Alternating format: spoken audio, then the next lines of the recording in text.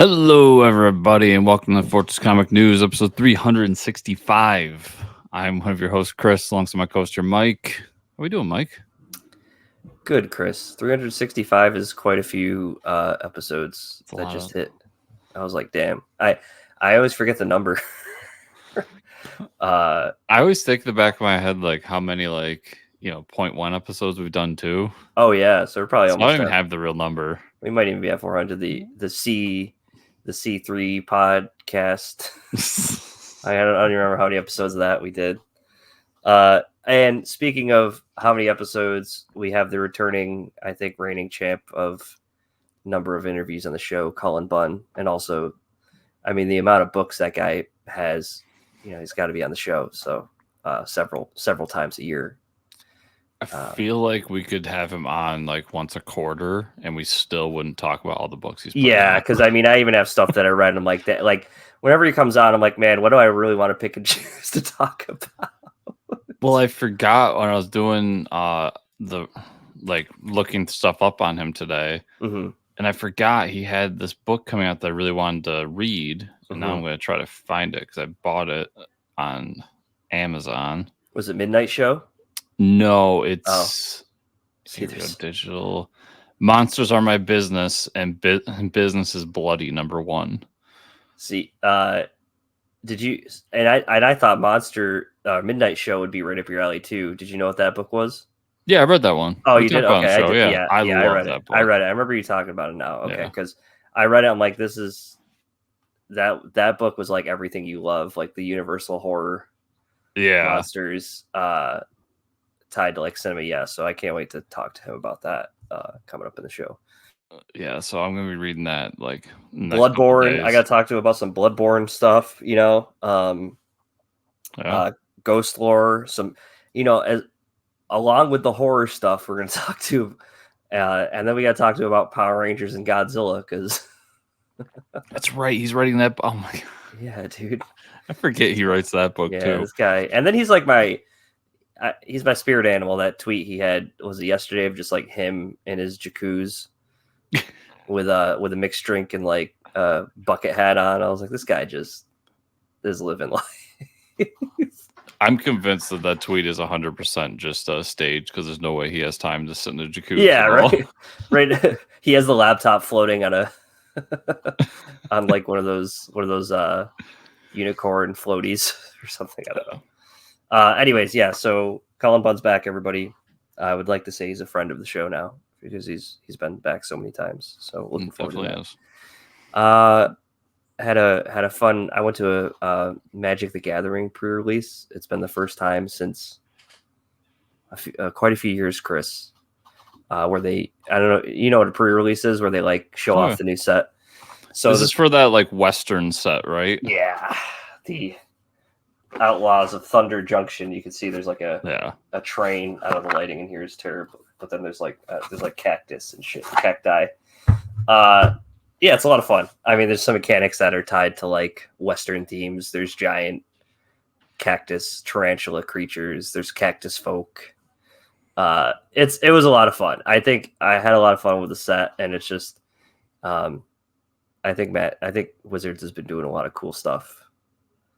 I think hopefully they'll keep it that way moving forward. But yeah, I was looking at that set and I was like, it's cool that they're going outside the realm more and more. Like, Magic's been around since what, 90? Yeah, early 90s. Yeah. Mm-hmm.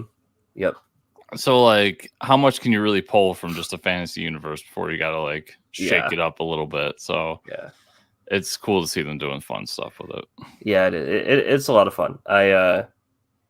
I highly recommend people getting into it, even on Magic Arena. But the pre-release is cool because, like, I've never seen so many people excited about new cards and playing with new cards. But I'm terrible at like what you do is you like open packs and build decks. I don't have a brain for that. I used to love doing those. Yeah, that's a whole nother type of brain function that I'm like, okay, one thing playing the game, but like to construct something on the fly, I can't do that.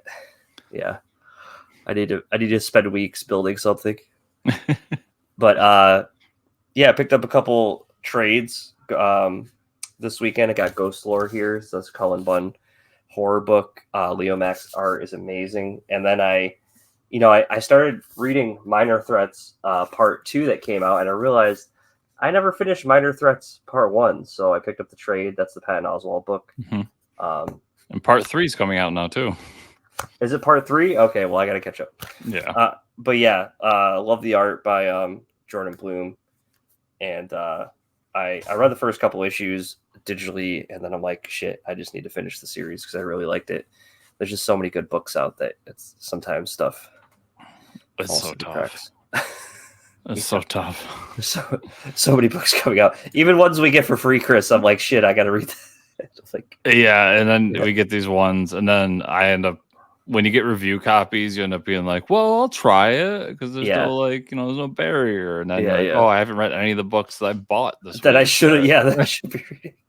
But yeah, I feel you there. All right, so Invincible wrapped up, so now we just got TV news. We're going to talk about Delicious in Dungeon 15 that I did not watch, but I believe you did, right? So I did not get to X-Men this week, so no X-Men talk. Yeah. But yeah, there's Dungeon episode 15. So another really awesome episode, and we get back into like the cooking. Okay, good. So took a break for one episode. Yeah, there still is some lore stuff and what's going on, and like trying to figure out like the dungeon is changing. They're trying to escape and all that, but they get attacked by these like plant creatures. And they end up making jack-o'-lantern porridge and dryad flowered bud saute with melted cheese. Wow, that sounds kind of good. And then as the mage is trying to teach the fighter, the main guy, how to do like healing magic, because they think that it would be useful if they had healing magic. So first of all, we learn that like when you have mana sickness in this world, you basically just go on a DMT trip, because you just start seeing like weird shapes and colors and everything goes crazy. That's awesome. And that's the exact moment that a cockatrice attacks. Okay. Which is the chicken in the front with the snake tail. Yeah. But it's a different version where it's like very venomous. So if it gets you, it turns you to stone. Yep. They end up defeating him without the one guy. Okay. And they make pickled cockatrice hawk style with dryad bud sauerkraut. Wow. And the mage gets bitten, so she turns into stone. And they have to like find a way to, change her back, which they end up doing. This episode's a blast because it was like we had an episode or two where it kind of got off the trail of what the show was. Got real serious. Yeah, like doing a lot of lore and deep diving into the world, and now we're back into like the weekly cooking thing. At least I hope we're back into the weekly cooking thing. Yeah, yeah. They got to touch on that overarching plot every once in a while, but yeah, I gotta catch up on that. I love that show. Yeah, great show. This is some fun news for movie news this week. Hollywood Reporter. There's a Hollywood Reporter has reported, as they do from their title, that a live action adaptation of TMNT: The Last Ronin is in the works over at Paramount. So interesting. They're really gonna just suckle every drop they can out of that Last Ronin, man. Interesting to do live action. I feel like with how the CGI went for the last Turtles movie with the live action, it don't like the jokingness kind of lends itself to the style, but to make a serious Turtles movie, like it's got to be like Planet of the Apes level CGI. You know what I mean? Yeah, because the Turtles inherently are funny in how they look, and like goofy on screen. Yeah, for sure. Yeah, and like the Last Ronin works. I mean, when you read the comic, it works in how they designed them and just the art style they use makes it work. Yeah, there's got to be a lot of thought and care put into that. Like what style we use and how we going to portray the Last Ronin in this world. the rest of it's very doable. I mean, it's a cyberpunk neo future. Like we've done that 100 times in movies. But yeah, it's just funny to me. Like, this is the next live action Turtles movie in the works. It's also a video game adaptation coming. Yeah. We've continued the story in the comics, which I enjoyed, but it's just like, okay, we're really going to suckle every last drop out of this book. The dead horse has been beaten. Yeah. The dead horse is still taking a beating. Yeah. But Mike, my comics will go up in value. Yeah, that's true. There you go. Speculator going to speculate. Yeah. I'll be watching this with a lot of interest. Yeah. Like you said, though, interesting. It's almost like, Chris, we started off with a live action Dark Knight Returns movie as an introduction to the Batman of the universe. Not like DC ever did that, but I do think it's kind of strange. The last Turtles live action we had was like Megan Fox and CGI Turtles. So they weren't terrible movies. They weren't terrible. Honestly. No, they weren't. So I wonder, if, are those the turtles that are going to be dead? Yeah, it's like, where are they going to go with it?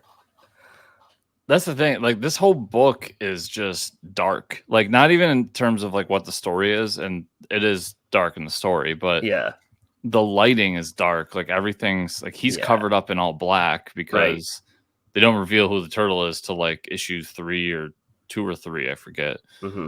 But it's like a big secret, and he doesn't have this. You know, it's that turtle.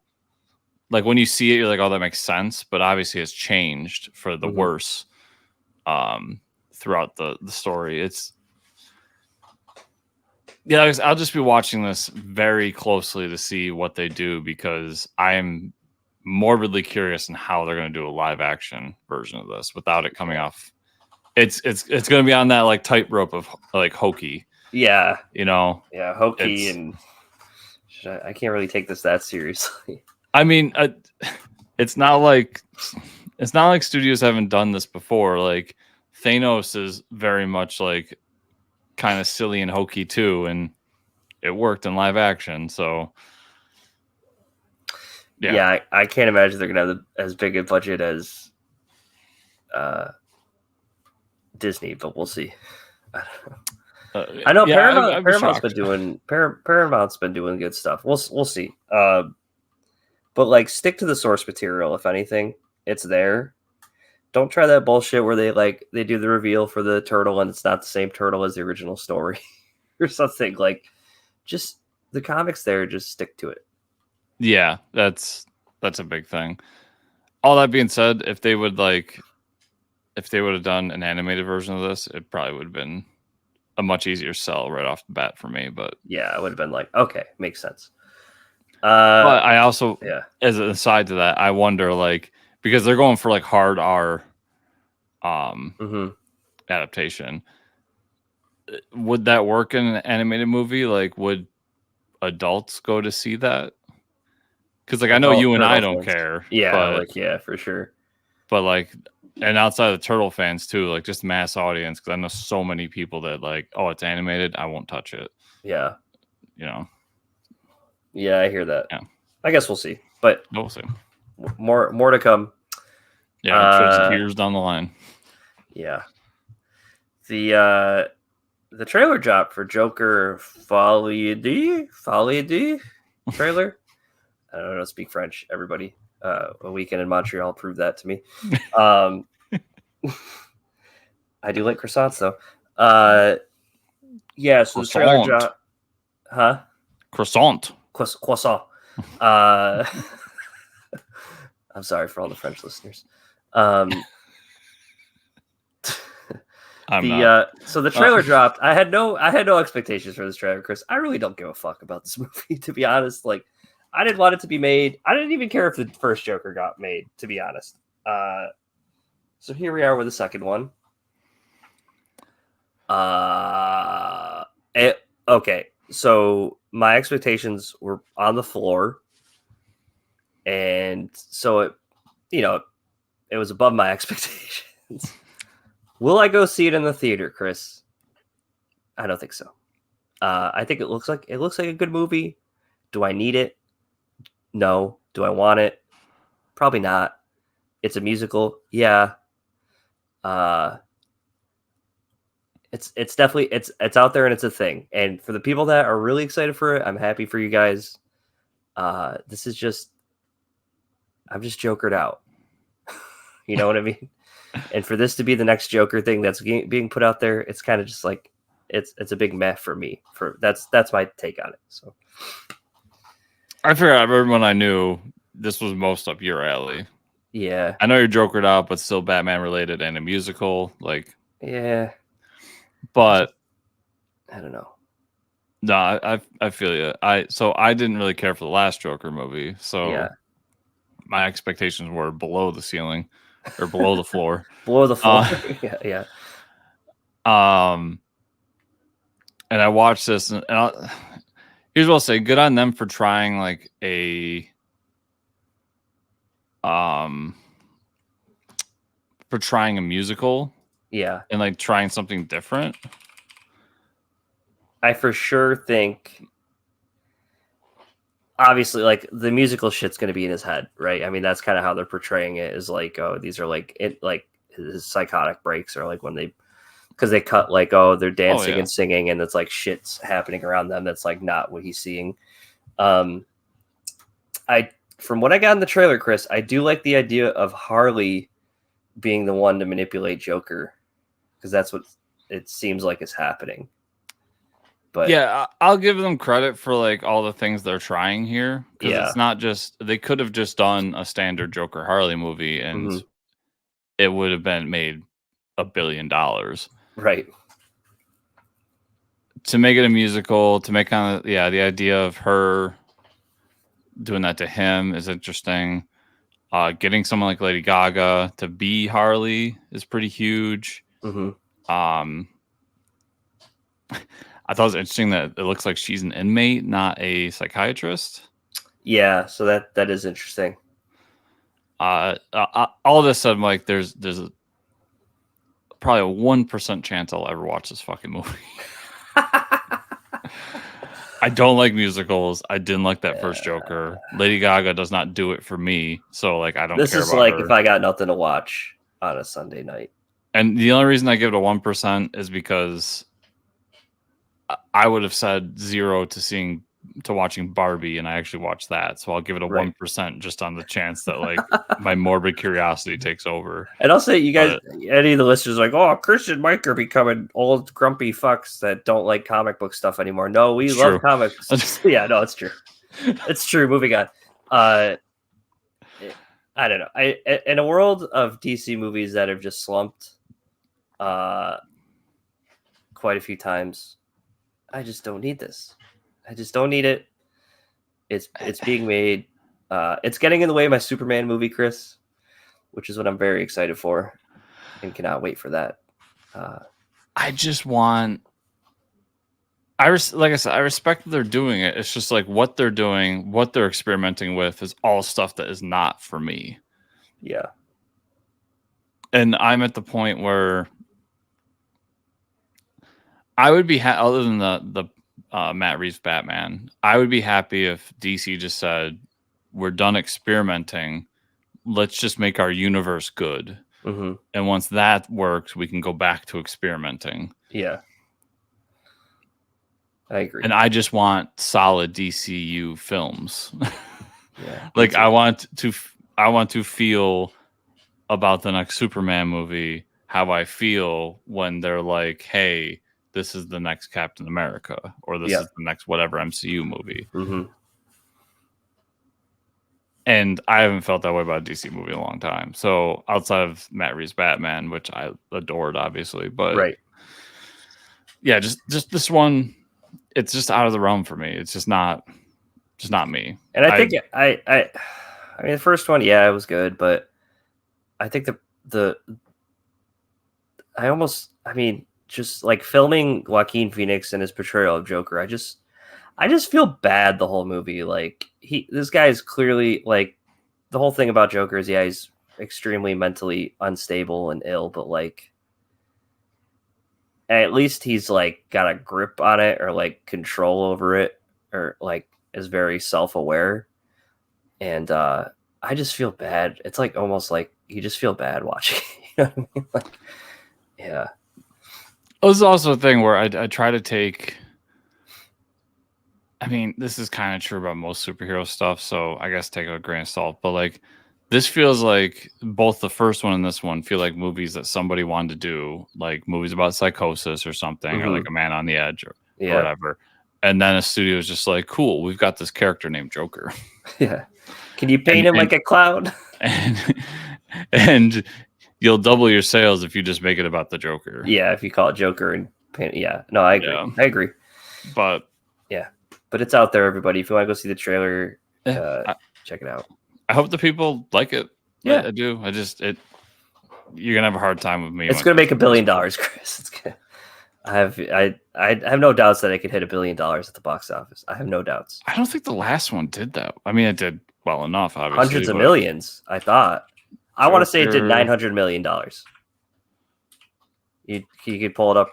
We're crunching the numbers. Joker box office. Box office. Chris is no way. 900 million? What is it? Holy shit, no wonder there's a fucking sequel. Yeah. It made 1.074 billion. I had a feeling it hit $1 billion. Okay. So yeah. This one's gonna make $1 billion. Making that much. Holy shit. So this is a Joker plus Lady Gaga, Chris. It's gonna make way more. Oh yeah, no wonder they fucking made a sequel. The budget was really low too, right? Wasn't it 20 mil? How much was it? So this one, I'm just calling it Joker 2 because that name's stupid. This one's a $200 million budget. Okay.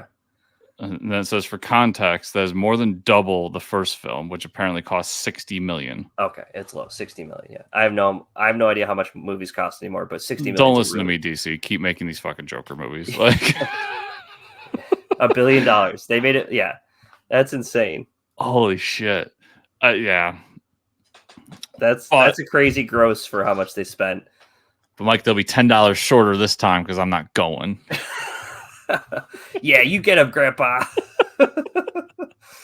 Yeah, everyone. I'll be waiting for Deadpool 3, which is a sentence I never thought I said. I'd say if a couple of people go a couple times in place of us, then bam, the money's made. But quite a bit of comic news this week, which is cool. Doing some what if stuff. Marvel announces some more what ifs. They got a new one titled this week called Marvel and Disney What If, which is insane. Donald Duck became Wolverine #1. That fucking cover is amazing. Why do we not have more shit like this? The one shot will hit stores in July. It's written by Luca Barbieri, art by Giada Parasinoto. The comic will introduce Donald Wolverine along with all sorts of reimagined Disney and Marvel mashups in a wild adventure inspired by one of Wolverine's most memorable story arcs, Old Man Logan. Oh my god. In addition, the saga will revisit some of the greatest moments in Donald Wolverine's history, including his time spent at Weapon X and the Uncanny X-Men. Oh my god. These covers are amazing.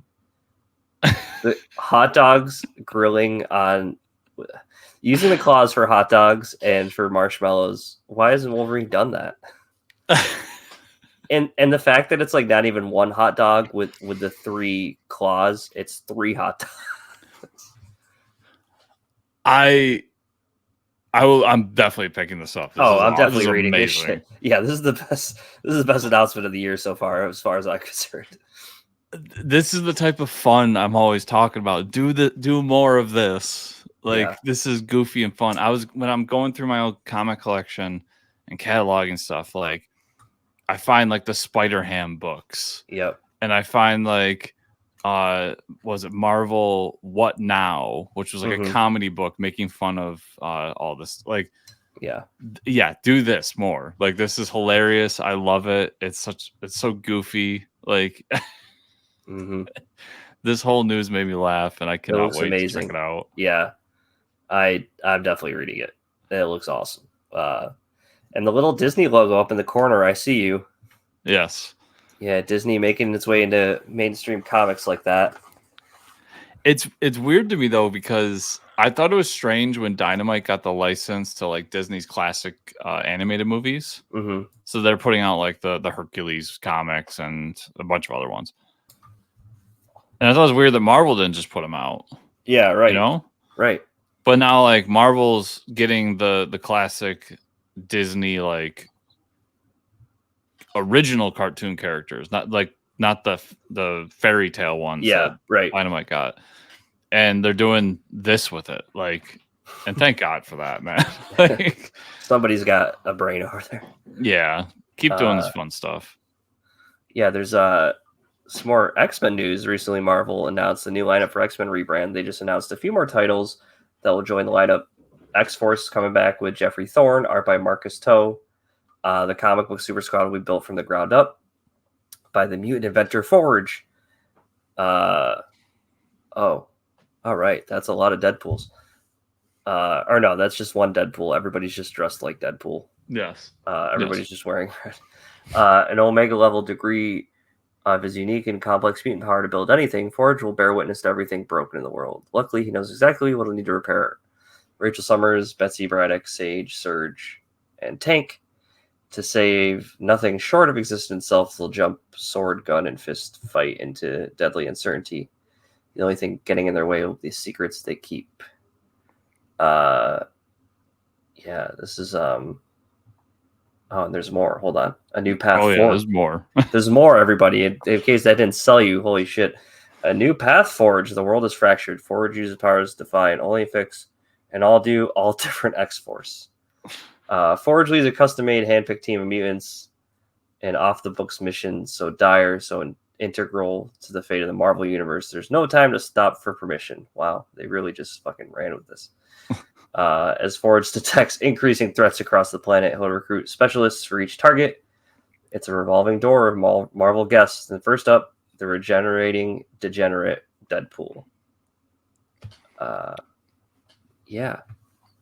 Well, I mean, you had to do an X-Force book with Deadpool in it. Yeah, I mean that's a cool cover. I mean, I don't know any of these other characters to be honest, but if you like X-Force, it's got to be huge, right? This is a pretty big deal. Yeah, people love X-Force, and you know, Deadpool's always been kind of around X-Force books, so it makes sense. I like the team. That's pretty cool. Because I like Betsy. Betsy Braddock's a great character, but we discussed this. I'm not doing the mutant stuff, Mike. Yeah, it's just too much. Speaking of mutant stuff, we got more, everybody. We're getting a Phoenix book written by Stephanie Phillips. Good for her. And Alessandro Miracolo on the art. From the Ashes, a new beginning. During the final moments of Krakoa, currently being told in Rise of Powers of X, and X-Men Forever, Jean Grey finds herself at the epicenter of creation and rebirth known as White Hot Room. What shocking metamorphosis occurs that leads to her adopting a new costume and taking the stars as Phoenix, and with her deadly reputation preceding her, will the galaxy kneel or cower before her greatness? She's Jean Grey, she's Phoenix, she saves the world, she brings death. One woman alone in space, and who not only must do what no one else can do, she yearns a desperate SOS from Nova brings a Phoenix to the edge of the black hole where hundreds of lives hang in the balance, and whatever Jean does or fails to do will bring darkness to the universe and haunt her in ways she can't scarcely imagine. Man, whoever wrote these descriptions, like, you guys fucking give me the plot, dude. I don't know what's like. You started off with a description, then we get into this like shit where it's like, okay, we already know she's Phoenix. Like, don't need the whole plot to the first issue. The press releases are so fucking long. Like, whoever they're hiring to do these press releases is just like wants to be a comic writer. Yes, it's trying to be 100%. Like, I'm reading through all these. I'm just like, can we get to the point? Like, what's fucking Phoenix gonna do? They had a stroke on the keyboard. Yeah. I don't know how. I mean, I'm not going to read this. No, there's zero chance I'm reading this. But Stephanie Phillips, good for her. Stephanie Phillips. This is a big title for her. Yeah, it is. Huge character. People love Jean Grey and they love Phoenix. So to bring Jean Grey as the Phoenix back as a solo title is huge for that, like that corner of the Marvel fandom. Yep.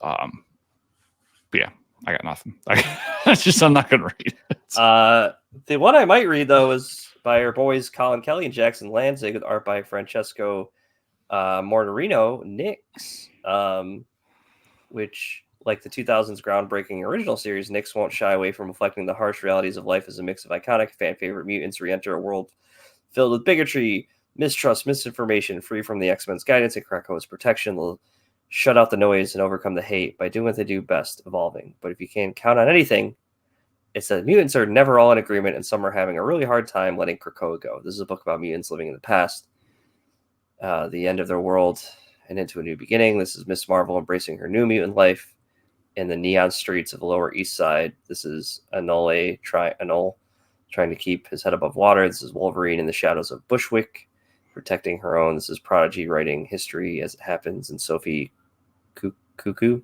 finding her own way. The news reports are bleak. The streets feel dangerous. There's something lurking underground. Yeah, sorry everybody. It's not over yet. This description. Evil's coming from every direction. They're determined to make it. This is a mutant community. This is mutant pride. This is Nyx. I love Jackson Lanzig and Kelly. I don't know what the fuck this book's about. So hopefully they'll tell us maybe in the next couple of weeks if we have them on the show. I don't know. But I don't know, Chris. It sounds to me like it's a book about teenagers. Let's just put it in plain.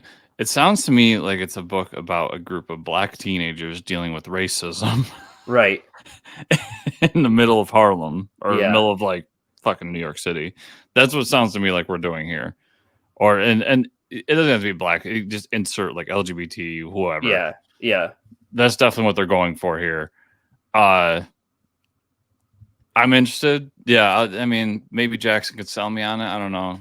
Maybe we'll talk to him soon. Maybe not. If it was just another like punchy book, I'd be less interested. I am more interested with this team and what they're going to do with it, because we do know these guys have a track record of doing some great shit at the last couple of years. So yeah, and this is what I've been saying about like kind of leaving the Krakoa era and into this new thing with mutants, is that while hatred and bigotry is not right, I just saying like from a eyes out perspective, I could understand why people are mad at mutants when they held like the cures to everything and basically dangle it over people's heads. Yeah, we're not going to give you this in order to get their way. Mm-hmm. And now like that's all gone and they have to reintegrate with us. And everybody's just like, fuck you. Like I can get that perspective. Yeah. So it's a tough balancing act. Like it's not just blind hatred for a race. It's very understandable hatred for what a group of people did. But we'll see how they pull it off. I don't want to do mutants, man. It is Miss Marvel, though. I like Miss Marvel, so I might at least check out the first issue. Yeah, me too. Yeah. Big Lanzig Kelly fan. So, all right, we're done with those atrocious press releases. Dynamite Entertainment announced partnership with Studio Canal to publish Terminator comics. What? Dynamite will republish the classic comic series in new hardcover editions and create new stories inside the universe as part of the 40th anniversary of the... Holy shit, look at those hardcovers. Oh, man, this is crazy news. Yeah, I'm picking those up easily. Look at that shit. Those are fucking gorgeous. Yeah. I've never read any of these. Have you? No, I've never read... I think I've read one Terminator book, but I love Terminator movies. I love the universe. I will definitely pick these up. I am really excited for this. Apparently, they're available on Backer Kit right now. Oh, interesting. Which was that was an interesting like thing to see. So Backer Kit, you can get soft cover, you can get hardcover. These are the metal jacket hardcovers. Oh, the ones I have on the screen right now. Yeah. I'm looking to see how much they cost. Oh my god, $150 for volume 1 for the metal jacket cover. Yeah, for the metal jacket. That's shipping. What the hell? I do want just the standard hardcover though. I like the standard hardcover. I think it's slick. Like almost like a library edition that Dark Horse does. Mm-hmm. I like that. They come with like a slipcase too, which is pretty cool. So let's see. Yeah, the slipcase. That's for the metal ones. That's $450 for 3 books, man. That's a lot of money. Yeah. So the hardcover is the single hardcover is $45. So the set of 3, that's the ones, the second tier ones, the ones I liked. Yeah. $120 for 3 hardcovers. That's not bad. Not terrible. Yeah, to get the slipcase with the metal ones, which they are nice, but that's $450. Yeah, that's crazy. I could see myself paying the $120 for the 3 hardcovers. I might just get 1 hardcover for now, though. And then I was looking to see because, so there's like, celebrating 40 years of Terminator with 3 massive 300-page deluxe graphic novels, full set of unstoppable action, blah blah blah. Yeah. So it's got the Terminator one shot, the Terminator Sector Wars, Terminator 1984, Terminator 1990, Terminator Secondary Objectives, The Enemy Within, Endgame, 1998 one shot, Death Valley, Dark Years, Hunters and Killers, Suicide Run, 2029, and Burning Earth. And the art in some of these books are just it's insane. Yeah, I'm interested. I want to look in more to see, because if they're going to be available like at comic shops, if like these are available at comic shops, the ones I have on screen right now, I'll just buy them through my comic shop.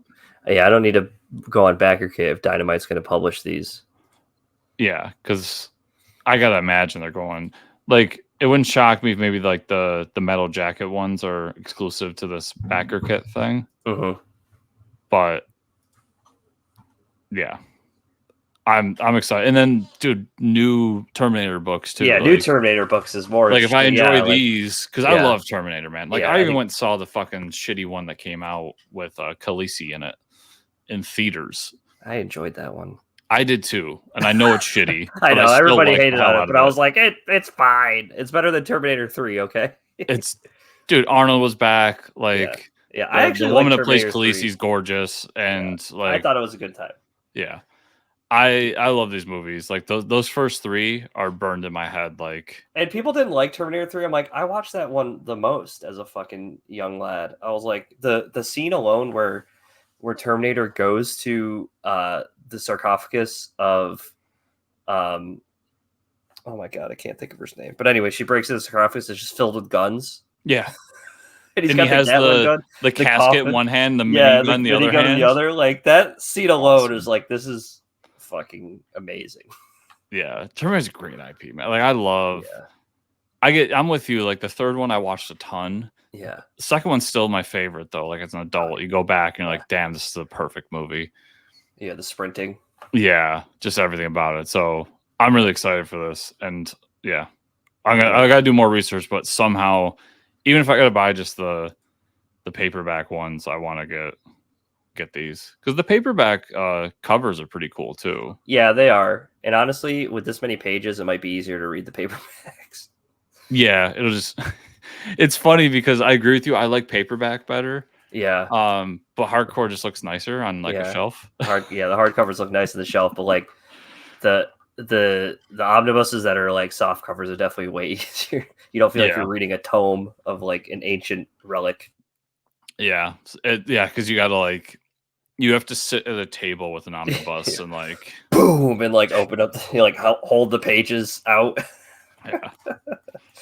But yeah, this is really cool news. I was not expecting this. I'm excited they're doing it though. Yeah, I like stuff Terminator or that Dynamite's doing. They're doing some cool stuff.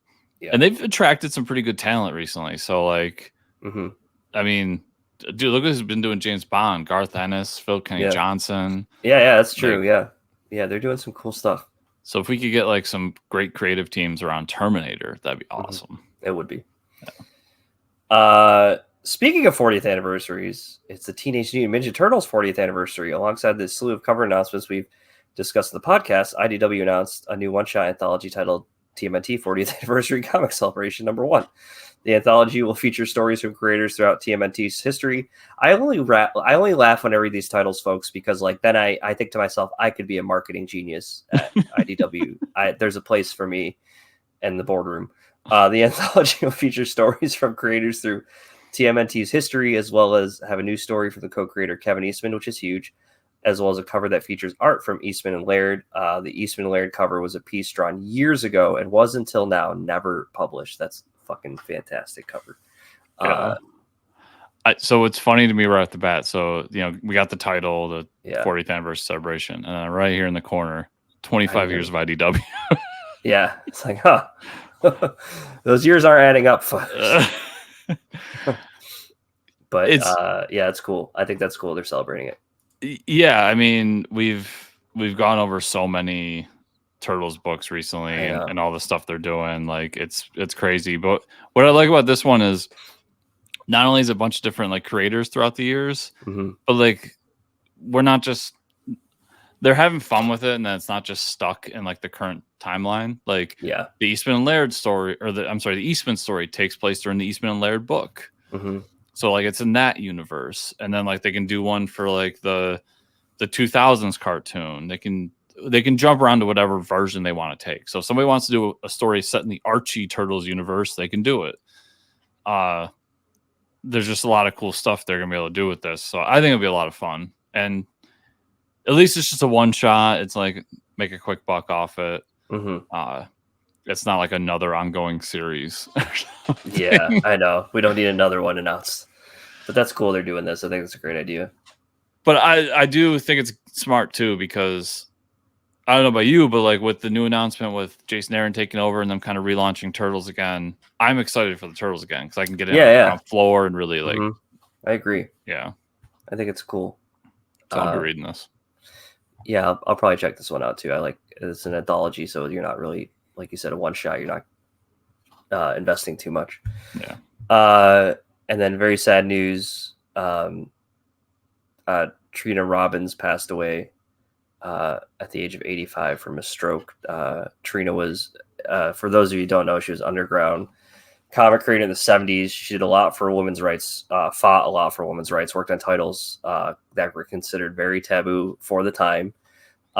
She also later in her career wrote multiple books discussing women in comics. She's best known for her work on stuff like It Ain't Me, Babe, and her Wonder Woman run, 1986. There it is, punching the like swamp monster, and Go Girl. Yeah, there she is there with all her pages. Yeah, very sad news. Again, like it's sad when these creators go, but a long life of 85, like bless her. But what a great thing to be known for is, I mean, it's unfortunate that, you know, women had to suffer in their careers, and I mean, we see it today still, but that she's known for the work she did for that, and having a legacy in print, right? Like there's something that's immortal there. So that's, yeah, it's something that's really beautiful in the world of comics. And I'm not gonna sit here and pretend like I know her career or anything, because I don't. No. I did recognize like the Wonder Woman run, and she did a Wonder Woman book with Kurt Busiek too, and I love Kurt Busiek. So yeah, love him. But yeah, everything you said. I think it's kind of sad that when this happens, someone like me, like I read about this and I start looking up things that they did to try to talk about on the show, and I found some of the books she read, and there was one in particular called "A Century of Women Cartoonists." Yeah, that like immediately I was just like, I put on my Amazon wish list, and I'm like, I want to pick this up because I was reading about it, and it's literally just about like that times and what it was like to be the only woman cartoonist in the Right, room. So, right. like, that's an interesting story that I want to read. Which was not, I'm sure, I mean, like, just from like what we've seen reenacted in like Mad Men and shit like that, I can imagine it was probably pretty awful. Yeah. So I would like to go back and read at least that book. Some of the other ones I think are a little aren't going to appeal as much to me, but like that story in particular seemed good. And now I want to see if I've read that her Wonder Woman run. Yeah, I'm gonna have to look into it. That cover sold me immediately. Yeah, such a classic cover. Yeah. And the fact that she was doing like all these like underground weird feminist comic books that like back then were like, no offense to anybody, but back then you think like, who was reading these? Yeah, right. Like, like how hard it is to find independent books today. Oh, I know. Back then, could you imagine? Yeah. Like on the streets finding comics. Somebody noticed it and was like, give this woman Wonder Woman. Yeah. Back rooms of bookstores in New York City or some shit. Like, where are they being distributed? Apparently, she was still creating like that book Go Girl. Let's Go Girl, right? Yeah. Was publishing in the early 2000s. Image. Oh, so, wow, that's cool. Yeah, good for her. Yeah. So, all right, everybody, we're going to talk about what we read this week. We talked about it with Cullen, but I just want to reiterate: Ghost Lore, picked it up, Volume 1. Highly recommend this book. 4 issues if you like Cullen Bunn horror. If you like the body horror shit that he does, Leo Max art, absolutely phenomenal. And then you have Jason Ordy's art or colors, fucking phenomenal. It's a story of this priest father and his daughter. They go through a traumatic event. They start seeing ghosts that are trying to tell their stories, not necessarily in the best way. They kind of like haunt them with this weird demon shit until they like hear their story. There's another group of people. So like if you have a near-death experience, you can see these ghosts that will haunt you. But there's also this group that is like exploiting that. So a lot of interesting stuff going on. We kind of like set the ground and foundation for the characters with those 4 issues. Really highly recommend it. Some other Cullen Bunn stuff that we talked about, but Chris had I finally read Midnite Show last week. Issues 1 through 4. Loved it. Brian Hurt's art was amazing. I think the whole movie monster concept of them coming to life, terrorizing a town, and like main characters dying. Oh, we got this main character's dead. This main character's dead. Like not holding back. I thought that was really great. And then just another shout out to Cullen's Bloodborne books. I actually started. I read Bloodborne Bleak Dominion. It just wrapped up in February. Really like the story. Follows a couple characters within the Bloodborne universe there's a hunter that they were trying to raise, and he kind of goes down this path because he wants to be a hunter. He like makes a deal with this witch, and a lot of these creatures and characters are like depictions of what you see in the game. He goes about it all wrong because he's kind of like blinded by he just wants to be a hunter and he wants to save people, bring his sister back to life, but the thing he makes a bargain with is fucking evil. So that's kind of how the story wraps up. But just seeing like the Bloodborne characters and more of those monsters and how that would build the universe is just really cool. And there's a whole thank you to like From Software and Miyazaki and all this stuff from the video games, because they do approve those stories to be told. Yeah, I've read the really like in depth of making sure everything's approved. Yeah, that's pretty cool. Real quick, I was at the bookstore yesterday. And did you know there's Elden Ring manga? No, I had no idea. Yeah, there was 2 volumes there. I don't know if there's more, but I saw 2 volumes. I was like, oh, that's interesting. All right. I'm going to have to, I know what I'm doing in my break. Yeah. I had no idea, Chris. I can't believe that we missed that. Ghost Machine books, I read them. So we're talking about Rook. We're talking about what's his name? Not the Confederate, Redcoat. Redcoat, yeah, thanks. And then I would have to say, I think Geiger was probably my least favorite of the 3. I agree. Although my favorite part of the Geiger book was the knight from Vegas that like follows him around, and I think that character was kind of cool. I think for me, Geiger was my least favorite, but it had to do the least to get me in. Yeah, because we're already there with Geiger, right? Yeah, we're still I give it more. I give it more of a leash because I have a history with Geiger. Where the other two, like, I like that there were these big books that kind of sucked me into the world more. I think Redcoat is great. That reveal with Einstein at the end was like, okay, where's this going? But yeah, Rook was my favorite. I like the character design, the world design, that post-apocalyptic, futuristic sci-fi shit is really cool. The animal designs are awesome.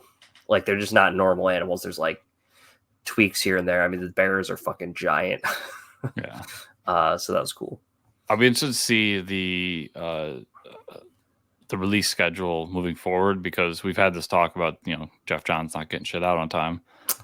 And I got the feeling, reading specifically those two, but like you can throw Geiger in there as well, that like it's kind of a reinvigoration of his creativity.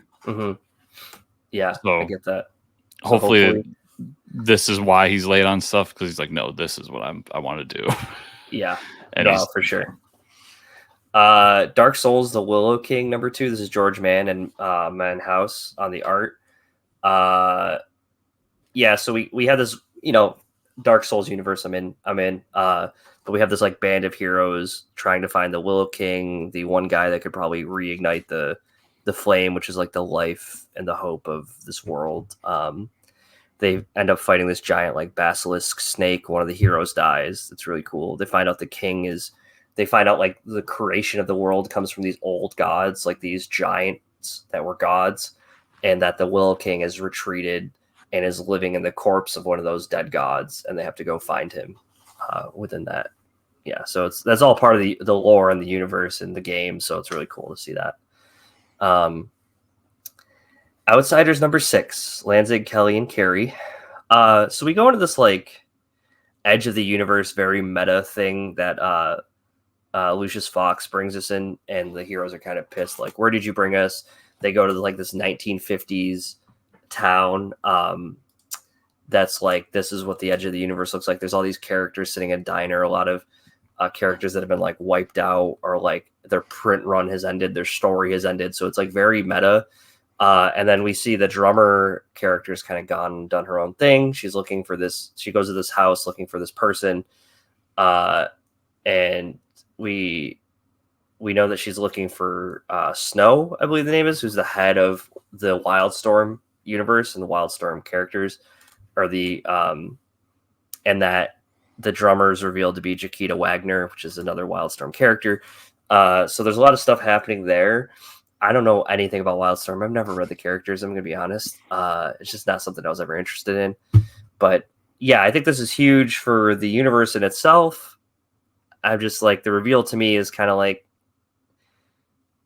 I hope we're getting maybe more multi-story, I'd like to explore other characters and other stories that I know about rather than just Wildstorm. So hopefully we can get that, but we'll see what happens. Because those first couple issues were so good. Yeah. And then I haven't read 6, but 4 and 5 kind of dipped for me. Mm-hmm. Yeah, for sure. Suicide Squad Dream Team number 2. This is Maines and Barrows. Basically, the Dreamer character is like this is where she breaks away from Waller. They have an argument, and Waller kind of just goes back to her plan of like taking over that island from. It's just like we're kind of creating the divide in the sand between this Dreamer character and Waller, and how Waller, like, we actually get a glimpse into Waller's past with her husband, and how she like started to like go down this path of like, I'm not being respected, and this is like, I need to start exploiting others to get the power that I want. And he kind of like doesn't agree with her, and we can see there's like a falling out there, and that's kind of where she makes her turn early on and becomes this awful fucking person. Action Comics 1064, Williamson, Sandoval. Yes, there you go, Chris. Boom. All right. I would say very interesting start to the Brainiac storyline. He shows up to Earth with a Lobo style general and a bunch of different Lobos people. He just abducts like the Lex family or the Lex and the Super family. And we like the end, we see a bunch of multiverse brainiacs working together, and his plan is like attack head on, steal a bunch of people, and then leave and have Superman follow. I thought it was a great first issue. I just like Brainiac, so I'm interested to see what's going to be unfolding there. Yeah, one more Brainiac. I love the intro of like it's Lois's day off. Yeah, right. Fun Lois is having, and then Brainiac shows. Yeah, up. the Brainiac attacks. Like, really, my fucking day off. This has to happen. I'm really interested to see where the Lobo. What are they? Zidarians? Yeah, something like that. Where they're from, because they're extinct. Yeah, right. So I'm thinking that's multiverse related. Mm-hmm. Has to be. Yeah, it was a great book. The art was so good in this issue. Seeing all the different super people again. Mm-hmm. Like I know it was recent, but like when I was reading the Philip Kennedy Johnson Action Comics, that's what it was all about. Was like the Superman from China and the Connor Kent and everybody, and how they were family. So to kind of bring them back in the fold was cool. Yeah, I'm really excited, and it's really cool for me that this week, I believe it's this week, Superman comes out. So like immediately right back into the story. Oh yeah, we're back in the story. That's right. Yep. Yeah, I can't wait for that. And that is all I had this week, Chris. All right, so been a busy week, so I don't have much, but I had Action Comics. Nice. Yeah. I also was we were given a copy of Vampires on Mars that's currently running on Kickstarter, so I won't spoil it, but basically think an Elon Musk type character trying to get a spaceship to Mars, and the people that come to help him are vampires. Mm-hmm. And that's the new mission, is that they're going to go to Mars as vampires. Cool. Fun book. I really liked it. It's on Kickstarter. Go check it out. Nice. And then my other book is Ultimate X-Men #2. Nice. And basically so Armor is going it's going back through her trauma of like her friend that died and the shadow creature from the first issue and how she's dealing with it. And then she runs into this other person who recognizes her from the accident from the first issue and is kind of like wants to go along with her on the adventure. And it seems to be Storm, but it's a different Storm because she's the same age. So they're both like seniors in high school. Mm-hmm. And she's obviously Japanese. They go and see, like, they both get to see the shadow creature again. He makes his like attempt and they get away, and then they find out like, oh, we're in school together. So it's interesting. It wasn't as good as the first issue. The first issue did a really good job of sucking me in. This one, I felt like it was a weird turn to have Storm like this, but I still enjoyed it and I'll still keep reading it. It's